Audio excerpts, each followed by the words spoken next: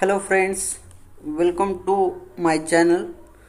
Today we will see the selection of material in a plastic product design in any domain, means household atom, medical plastics atom, defense plastic atoms, electronics plastic components or mainly automotive interior और exterior atoms.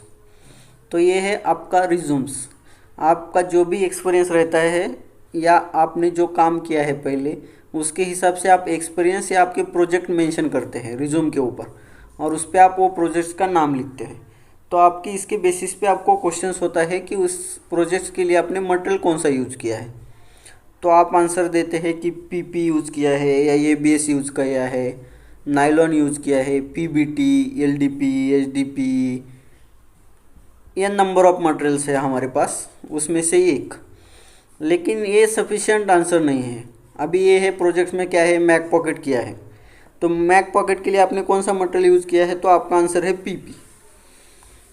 तो ये हो गया base material, आपने जो बोला वो है बेस मटेरियल। लेकिन due to current scenario of advance quality requirements for part,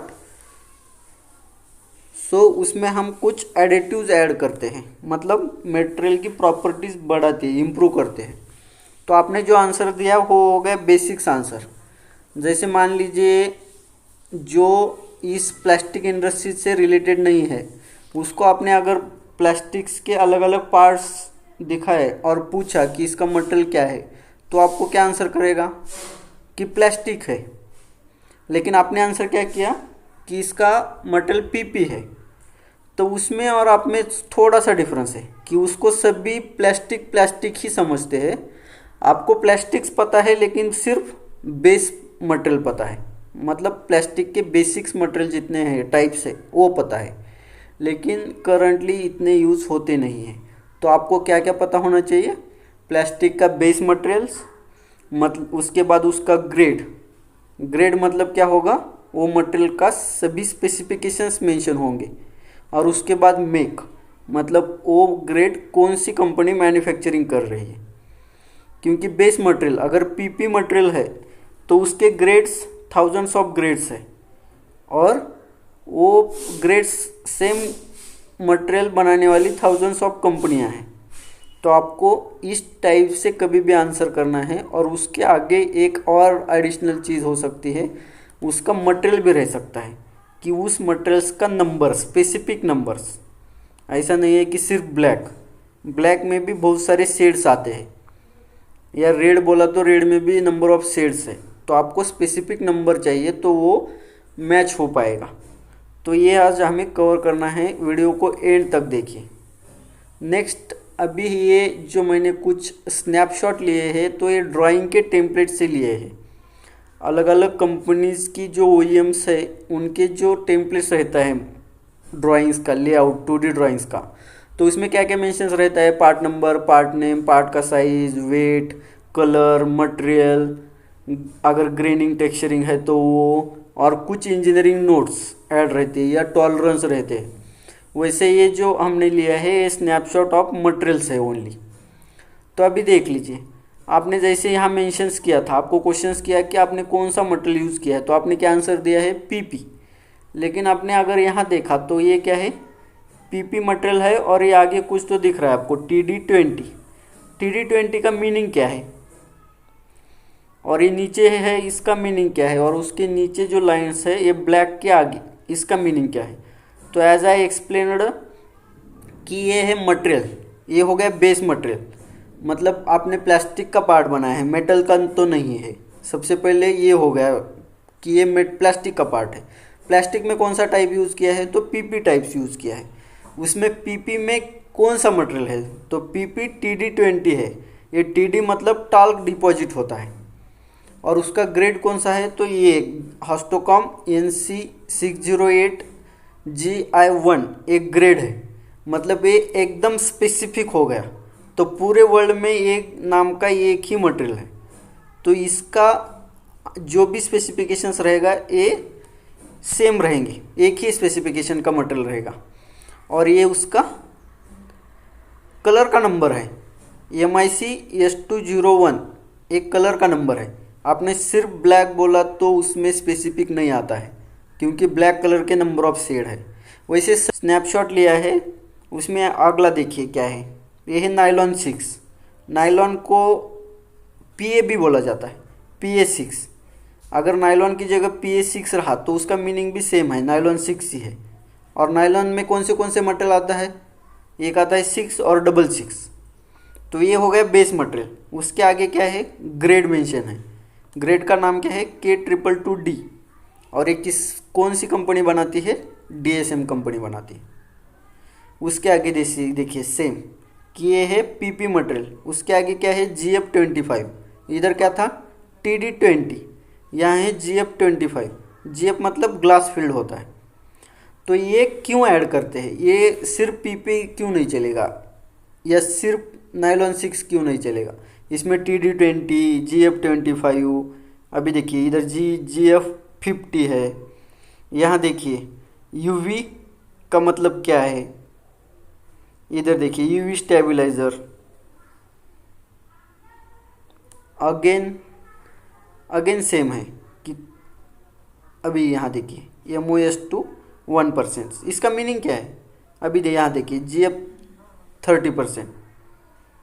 तो हमको अभी यहाँ देखिए UV स्टेबलाइज्ड मतलब क्या है, तो ये आपको पता होना चाहिए। तो आप एज अ डिज़ाइनर या मटेरियल सिलेक्शंस के बारे में आपको कुछ पता है, तो ये बेसिक अगर आंसर करेंगे तो कुछ मीनिंग नहीं है। तो हमको ये डिस्क्रिप्टिव में देखना है इसका मीनिंग क्या है। और कुछ एग्जांपल है, जैसे आपने PVC बोला सिर्फ, तो उसका कुछ मीनिंग नहीं है। PVC मटेरियल जब भी डिफाइन होगा, तो आपको उसका हार्डनेस मेंशन करना पड़ेगा कि आपको कितने हार्डनेस के रेंज में चाहिए वो। ओके, बाकी PP का सेम एज एक्सप्लेन। ये ग्लास फील्ड डिटेल्स में लिखा है, या आपको क्या लिखा होगा, GF ओनली। ये देखिए इधर सिर्फ GF लिखा है। GF मतलब क्या है, ग्लास फील्ड मटेरियल है। और ये है पॉलीकार्बोनेट GV20। और मटेरियल के आगे नेचुरल, वाइट, ब्लैक ये चलेगा, लेकिन उसके लिए भी स्पेसिफिक नंबर लगेगा कि कौन सा ब्लैक। हर एक मटेरियल का आता है, एक तो TC या दूसरा आता है TDS। TC मतलब रहता है टेस्ट सर्टिफिकेट, मतलब आपने जैसे मटेरियल सेलेक्ट किया है वैसे ही आपको रिसीव हुआ है क्या, इसीलिए हम क्या करते हैं, टेस्ट करते हैं मटेरियल का। और दूसरा होता है टेक्निकल डाटा शीट। हम मटेरियल कैसे सेलेक्ट करेंगे, उसके मटेरियल मतलब क्या, मटेरियल मतलब कोई भी मटेरियल की हर एक प्रॉपर्टी है। तो हम मटेरियल कैसे सेलेक्ट करते हैं, TDS के हिसाब से। TDS मतलब टेक्निकल डाटा शीट। तो हर एक मटेरियल की प्रॉपर्टीज़ है, वैसे प्लास्टिक की भी प्रॉपर्टी है। तो प्लास्टिक मटेरियल में इतने नंबर्स ऑफ प्रॉपर्टी होती है कि जनरल प्रॉपर्टी रहेंगी, दूसरा रहेगा mechanical property, thermal property, electrical property and other कुछ स्पेशल प्रॉपर्टी रहेंगी, तो वो भी रहेंगी। तो इस प्रॉपर्टी में आपको नंबर ऑफ प्रॉपर्टी जो रहती है हर मटेरियल की वो आएगी। उसका एक स्टैंडर्ड्स रहेगा, टेस्ट मेथड का ये स्टैंडर्ड्स है ISO।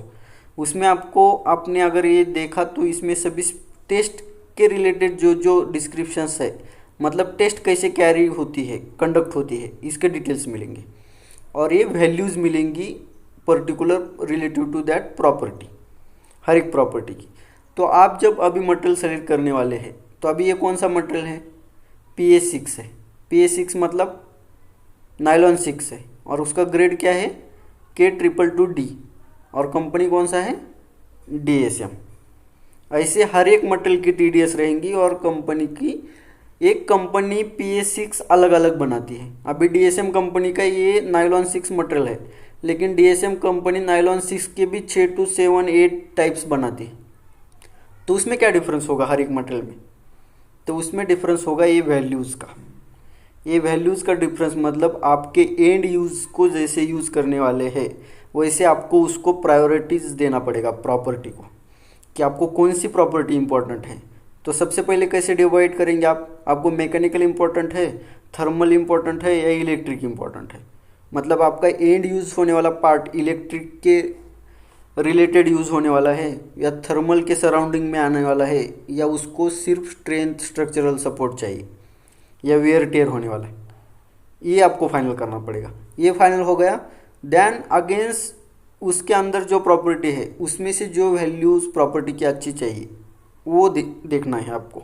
अभी क्या होता है, वो प्रॉपर्टी का नंबर ऑफ, अभी सेम मटेरियल आएंगे 6-7 एक कंपनी की, तो अलग अलग कंपनियां हैं उनके और मटेरियल्स आएंगे, तो उसको आप क्या करेंगे, ये है उसका कंपेयर कि number of materials same materials के नंबर ऑफ ग्रेड्स आएंगे, तो उसको आप क्या करेंगे, प्रॉपर्टी बेसिस पे वो सभी वैल्यू कंपैरिजन करेंगे। और आपने जैसे प्रायोरिटी दिया है उसमें जिसका वैल्यू हायर है या आपको डिज़ायर्ड जो है वो आप ग्रेड सेलेक्ट करेंगे, और वो तो ये हो गया TDS की रिगार्डिंग। नेक्स्ट जो हमने फर्स्ट पेज पे देखा कि ये जो है कि TD20, GF25, उसके बाद क्या है UV स्टेबलाइजर्स। तो ये क्या है, इसका मीनिंग आपको अंडरस्टैंड करना है। तो इसका मीनिंग्स है कि ये एडिटिव्स एंड फिलर्स है। तो what is the additives and fillers and why they added in base materials? First of all we reuse और any company offers use the base material. हर एक कंपनी बेस मटेरियल बनाती है, उसमें आपके and use के हिसाब से रिक्वायर्ड प्रॉपर्टी आपको इम्प्रूव करके देंगी। ऐसा नहीं होगा कि आपको सभी प्रॉपर्टी इम्प्रूव चाहिए, आपको मैकेनिकल भी चाहिए, थर्मल भी चाहिए, इलेक्ट्रिकल भी चाहिए, ऐसा कभी नहीं होगा। एक तो कौन से तो 2 चाहिए या सिंगल ही चाहिए, तो सिर्फ वो प्रॉपर्टी इम्प्रूव करके देंगी, बाकी की नेसेसरी नहीं है, बाकी की जो है वो चलेगा आपको। लेकिन 1-2 प्रॉपर्टी ऐसी रहेंगी जो आप प्रायोरिटी देंगे तो वो आपको कंपनी इम्प्रोवाइज़ करके देंगी, मतलब उस इम्प्रोवाइज प्रॉपर्टी का ग्रेड अवेलेबल रहेगा, तो वो आप सेलेक्ट करेंगे। तो उसमें क्या क्या एडिटिव्स ऐड करते हैं, सबसे पहले है कलरेंट। मतलब आपको क्या होता है, जो भी मटेरियल मिलता है वो मैक्सिमम क्वांटिटी में कितना मटेरियल अवेलेबल है वो है नेचुरल कलर में, और दूसरा है ब्लैक कलर में। ओके, अभी नेचुरल कलर मतलब हो गया वाइट कलर, ये ग्रैन्युअल्स है वाइट कलर का। तो आपको कलर पार्ट निकालना है तो उसमें आपको ये मास्टर बैच ऐड करना पड़ेगा। ये जो रेड, ब्लू और येलो दिख रहा है ये है मास्टर बैच। तो क्या होगा, इनको आपको परसेंटेज वाइज ऐड करना पड़ेगा, 1% या 2%, तब आपको क्या मिलेगा, कलर्ड पार्ट मिलेगा। तो ये मास्टर बैच रहेंगी, एक तो ग्रैन्युअल फॉर्म में, दूसरा रहेंगी पिगमेंट मीन्स लिक्विड फॉर्म में या पाउडर फॉर्म में। तो वो ऐड करना है आपको कलरिंग के लिए। तब ये कलरेंट मतलब कलर करने के लिए एडिटिव्स आते हैं। दूसरा है प्लास्टिसाइजर्स। तो ये प्रॉपर्टी रिलेटेड नहीं है, ये प्रोसेसिंग रिलेटेड है। मतलब आपको क्या करते हैं, हम प्लास्टिक से प्लास्टिक कंपोनेंट बनाते हैं, मतलब मोल्डिंग करते हैं। तो मोल्डिंग के अलग अलग मोल्डिंग के टाइप्स है, injection moulding, blow, extrusion, reaction injection unit moulding, या थर्मोफॉर्मिंग, वैक्यूम फॉर्मिंग, अलग अलग टाइप्स है। तो आपको मैन्युफैक्चरिंग के टाइम्स वो प्रोसेसिंग ईजी करना है या स्मूथ करना है, इसीलिए ये एडिटिव्स ऐड करना है। ये हम मोल्डिंग्स के टॉपिक में देखेंगे। उसके बाद है फ्लेम रिटार्डेंट। फ्लेम रिटार्डेंट मतलब का मीनिंग क्या है, ये एडिटिव्स क्यों लगता है? तो ये है safety regarding additives. Flame regarding जो एडिटिव्स है ये सेफ्टी रिगार्डिंग है। मतलब ये फ्लेम रिगार्डिंग मतलब अगर आपका पार्ट इलेक्ट्रिक के यूज़ में आता है जिधर फायर कैच होने के चांसेस है, या आपका पार्ट दूसरा कोई हीटिंग रीजन्स के नज़दीक आता है, तो क्या हो सकता है, वहाँ फायर कैच हो सकता है। तो अगर पार्ट ने फायर किया भी तो वो फायर बढ़ना नहीं चाहिए, मतलब वो फायर्स दूसरे पार्ट को अटैच होके तीसरे पार्ट को सभी को कैच करके फायर का इंटेंसिटी बढ़ना नहीं चाहिए, इसीलिए ये एडिटिव्स ऐड करते हैं। जैसे हमारा कैंडल रहता है, हम कैंडल को बर्न करने के बाद वो फ्लेम होता है और क्या होता है, वहीं के वहीं पिघल के स्टक हो जाता है, वो ज़्यादा एक ही बार में ऐसा ब्लास्ट जैसा नहीं होता है। तो सेम फंक्शंस है ये एडिटिव्स का, कि अगर पार्ट ने फायर भी कैच किया तो वो स्प्रेड नहीं करेगा, तो उसको बोलते हैं हम फ्लेम रिटार्डेंट। नेक्स्ट वन है एंटीस्टैटिक एजेंट। हर एक पार्ट में एक स्टैटिक चार्ज होता है। हम अगर एक जगह पे भी है तो हमारे बॉडी में भी एक स्टैटिक चार्ज है हर एक चीज़ में, और वो अगर आपका इलेक्ट्रॉनिक्स एटम जैसे कि एलईडी या डायोड, एनोड जो रहते हैं उनमें आ गया तो वो डैमेज होने के चांसेस होते हैं। तो वो डैमेज नहीं होना चाहिए, इसलिए एंटी स्टैटिक्स मटेरियल यूज़ करते हैं जो खुद से जो रहेगा। मतलब हम अर्थिंग, हर एक पार्ट को अर्थिंग देते हैं, मतलब क्या करते हैं, उसको न्यूट्रलाइज करते हैं। तो ये क्या करेगा, चार्ज जनरेट नहीं होगा, खुद को न्यूट्रलाइज रखेगा। अगर वो पार्ट में ये जैसे ऐड है तो ये कैसे ऐड करेंगे, परसेंटेज वाइज ऐड करेंगे, जैसा आपको रिक्वायर्ड है वैसा। उसके बाद है हीट स्टेबलाइजर्स। अभी मान लीजिए आपका कोई भी मटेरियल है, अभी पीपी मटेरियल है, तो उसका मेल्टिंग टेम्परेचर कितना है, 140 टू 150 डिग्री सेल्सियस है। अगर नायलॉन है तो उसका कितना है, 240 डिग्री सेल्सियस। अभी ये 240 डिग्री सेल्सियस मेल्टिंग टेम्परेचर का पार्ट कंटिन्यूस हीट के नज़दीक है, contact with heated parts for the long term durations, मतलब 24-48 आवर के लिए वो कंटिन्यूस हीटेड पार्ट के सराउंडिंग में है, और वो हीटेड पार्ट का टेम्परेचर है 50 डिग्री। तो 50 डिग्री पे अगर आपका पार्ट कंटिन्यूस 48 आवर्स के लिए कांटेक्ट में है और प्लास्टिक का पार्ट है, तो क्या हो सकता है, वो सॉफ्ट हो सकता है, या वो उसका प्रोफाइल चेंज कर सकता है, या उसका डायमेंशंस चेंज कर सकता है, बराबर। तो वो नहीं होना चाहिए, क्योंकि उसका मेल्टिंग टेम्परेचर तो कितना है, 240। अभी कितना कांटेक्ट में है, 50 डिग्री के। तो उसने उसके टेम्परेचर्स, उसने उसका प्रोफाइल या डायमेंशंस लूज़ नहीं करनी चाहिए, इसीलिए हम हीट स्टेबलाइजर यूज़ करते हैं। उसके बाद है एंटीऑक्सीडेंट। ये भी प्रोसेसिंग रिगार्डिंग है। आपके पार्ट में जो ब्लो होल आते हैं, ब्लो होल जो आते हैं वो, या बबल आते हैं, वो इस, अगर ये एडिटिव्स ऐड नहीं रहेगा पार्ट में तो उसकी वजह से आएंगे। क्यों, क्योंकि एक प्लेस पे आपका रॉ मटेरियल मैन्युफैक्चर्स होता है, ये ग्रैन्यूल, इसका 25 kg का बैग आता है, वो उसके स्टोर में स्टोर किया जाएगा, फिर ट्रांसपोर्ट थ्रू आपकी कंपनी में या मोल्डिंग शॉप में आएगा, और फिर आप उसको यूज़ करेंगे, और अलग अलग सराउंडिंग में आएगा, इन्वायरमेंट में आएगा अलग अलग। तो वो क्या करेगा, जो भी इन्वायरमेंट में मॉइस्चर या ह्यूमिडिटी है वो एब्सॉर्ब करेगा, और आप जब उसको प्रोसेस करेंगे मोल्डिंग, तो उसका स्टीम जनरेट होकर बबल फॉर्म होंगे, और वो आपके पार्ट में डिफेक्ट्स आएगा, जैसे कि बबल आते हैं पार्ट में। तो अगर ये एजेंट ऐड है तो वो मॉइस्चर्स एब्सॉर्ब नहीं करेगा। उसके बाद है आपका यूवी लाइट एब्सॉर्बर। आपने कभी देखा है कि जो भी एक्सटीरियर में पार्ट रहते हैं, मतलब डायरेक्ट सनलाइट में पार्ट रहते हैं कंटिन्यूस, ये देखिए, ये अगर आपका टैंक है छत के ऊपर का, ये कंटिन्यूस सनलाइट की यूज़ में है, तो आप आफ्टर 5 to 6 ईयर देखिए, आपका ये नीचे का पोर्शन, इसके नीचे जितना पोर्शंस बॉटम और वॉल्स होंगे वो सभी स्ट्रांग होते हैं, लेकिन ये ऊपर का पोर्शंस वीक होता है और वाइट होता है। जैसे ये स्कूटी का भी देखिए, ये स्कूटी का इधर का जो पोर्शंस रहता है या ऊपर का, आपको वाइट नज़र आता है धीरे धीरे 5-6 ईयर्स के आफ्टर्स, ये वाइट आता है, और आपने इसमें से स्क्रैच भी आते हैं। तो इसका मीनिंग क्या है, वो यूवी लाइट एब्सॉर्ब नहीं करते हैं या प्रोटेक्ट नहीं करते यूवी लाइट से। मतलब अल्ट्रावायलेट रेज जो आते हैं उसको आपको अगर रजिस्ट करना है और सेम ड्यूरेबिलिटी देना है पार्ट की, तो वो आपके बेस पार्ट में ये एडिटिव्स कुछ परसेंटेज में ऐड करना पड़ेंगे, तब जाके वो रजिस्ट होगा, और ये आपको पार्ट क्रैक नहीं होगा, या उसका स्ट्रेंथ कम नहीं होगा, या उसकी जो भी प्रॉपर्टी है रिक्वायर्ड वो लूज़ नहीं होंगी, बराबर। अगर ये सेम पार्ट अगर इन हाउस यूज़ करना है मुझे, मतलब डायरेक्ट सनलाइट के कांटेक्ट में नहीं है, तो ये आपको ज़रूरत है क्या ये एडिटिव्स की, नहीं है।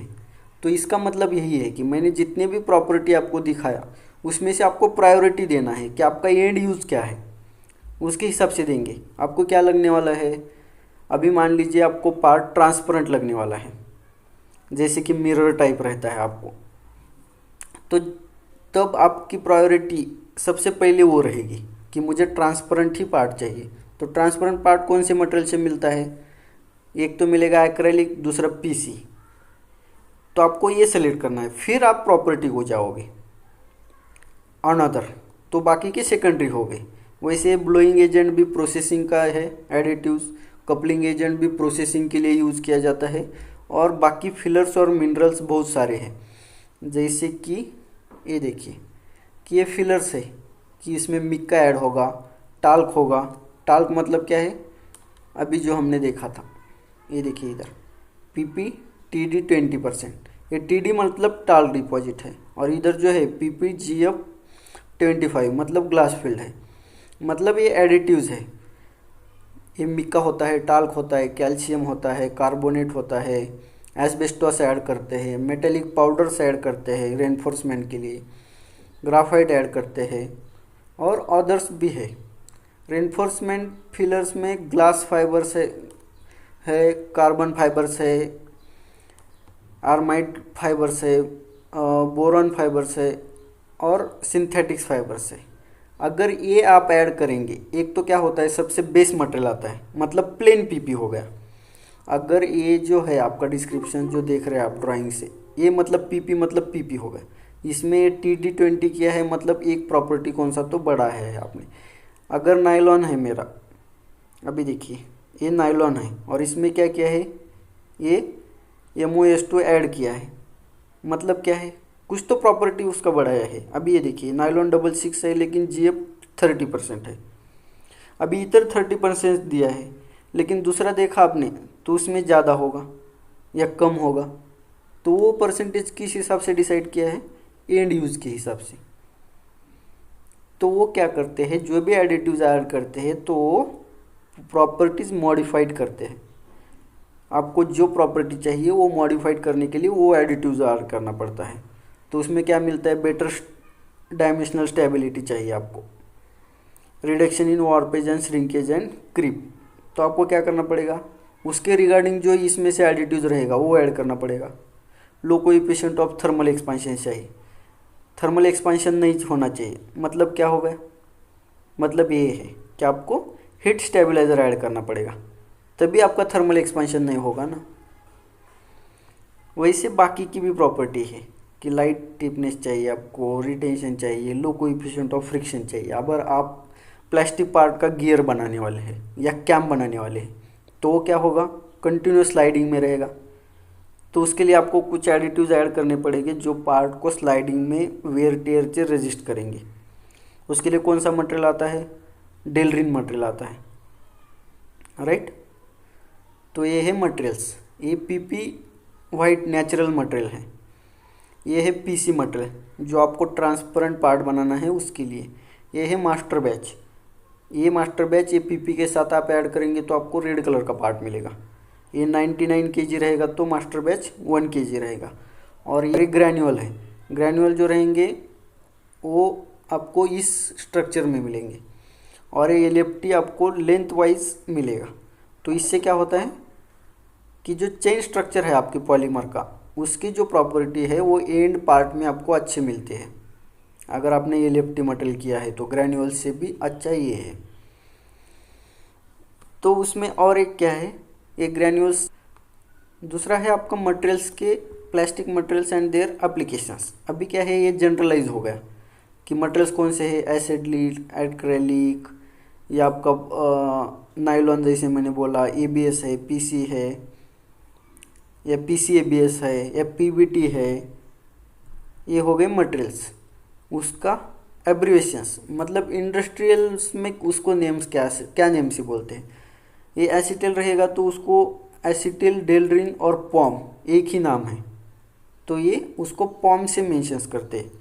अभी ये ABS का इतना बड़ा नाम है तो उसको क्या करते हैं, हम सिर्फ ABS बोलते हैं इंडस्ट्री में। नायलॉन को मैंने अभी जैसे बोला, पॉलीअमाइड, नायलॉन और PA तीनों का मीनिंग एक ही है, लेकिन नायलॉन से मेंशंस करते हैं। और उसका एब्रिवेशंस मतलब शॉर्ट फॉर्म क्या है, ये PA है। वैसे पॉलीकार्बोनेट को क्या बोलते हैं, PC बोलते हैं। तो ये हो गया, ये उसके ट्रेड नेम है। ट्रेड नेम मतलब ग्रेड नेम, जैसे हमने अभी देखा था कि उसका ग्रेड कौन सा है, कि अभी ये मटेरियल जो है पॉम इतने ग्रेड का आता है। यहाँ भी लिमिटेड मेंशंस है, लेकिन नंबर ऑफ ग्रेड्स अवेलेबल है। और ग्रेड्स के बाद क्या आएगा, उसका मेक आएगा। मेक मतलब मैन्युफैक्चरिंग कंपनी, और ग्रेड मतलब उस मैन्युफैक्चरिंग कंपनी का वो ग्रेड। और वो ग्रेड से क्या पता चलेगा आपको, उसका TDS मिलेगा, मतलब टेक्निकल डाटा शीट, और उससे सभी प्रॉपर्टीज़ पता चलेंगी। तो उस हिसाब से आप कंपेयर करके आपको जो डिज़ायर्ड प्रॉपर्टी चाहिए उसके हिसाब से आप मटेरियल, उसके लिए आपको ये नंबर ऑफ मटेरियल्स जो है सभी मटेरियल्स की लिस्ट है और उसकी प्रॉपर्टीज़ है और उसकी वैल्यूज़ है। तो अगर सेम मटेरियल्स है ग्रेड वाइज, मतलब जैसे हमने देखा था PB20, PPTD14 या PPTD20, PPTD15, अभी 15 और 17 का अगर मैंने यहाँ कंपेरिजन्स दिखा तो आपको 2 या 3 प्रॉपर्टी में ही चेंजेस मिलेंगे, बाकी सभी अच्छे सेम रहेंगे। तो जो आपको डिज़ायर्ड रिक्वायर्ड है वो आप सेलेक्ट। हमारे पास प्रोसेसिंग के लिए जो लगती है चीज़ें कि मटेरियल है, प्रोसेसिंग के लिए क्या लगता है आपको, मटेरियल्स लगता है, उसका ग्रेड जो है, अभी ये ग्रेड्स है, ये अगर सर्च किया तो आपको क्या मिलेगा, उसका मेक भी मिलेगा, उसका TDS मिलेगा। TDS में ये सभी प्रॉपर्टीज़ रहेंगी कि उसका मेल्टिंग टेम्परेचर कितना है, श्रिंकेज कितना है। अभी श्रिंकेज से क्या करते हैं हम, श्रिंकेज एक तो वर्टिकली भी हम यूज वॉल्यूमेट्रिक श्रिंकेज देते हैं पार्ट को, या लैटरल श्रिंकेज देते हैं, ये श्रिंकेज भी इम्पोर्टेंट होता है। दूसरा डेंसिटी, डेंसिटी से क्या करते हैं, पार्ट का वेट निकलेगा कि आपका पार्ट कितना हेवी होने वाला है। और अदर रिक्वायर्ड प्रॉपर्टीज जैसे कि मोल्डिंग के लिए मेल्टिंग टेम्परेचर ज़रूरी है, कूलिंग के लिए उसका प्री हीटिंग टेम्परेचर ज़रूरी है। तो ये चीज़ें हो गई। आपको डिटेल्स नॉलेज होना चाहिए प्लास्टिक से बारे में, आपको जनरलाइज स्टेटमेंट नहीं करना है। जनरलाइज स्टेटमेंट मतलब क्या हो गया कि आपने कौन सा मटेरियल यूज़ किया है, तो PP, तो आपको PP नहीं मेंशंस करना है, तो आपको क्या बोलना है, PP, उसके आगे जो एडिटिव्स उसमें ऐड होगा वो, उसके बाद उसका ग्रेड मतलब कौन से ग्रेड का यूज़ किया है, उसका कंपनी मतलब मेक, और उसका कलर और कलर का नंबर।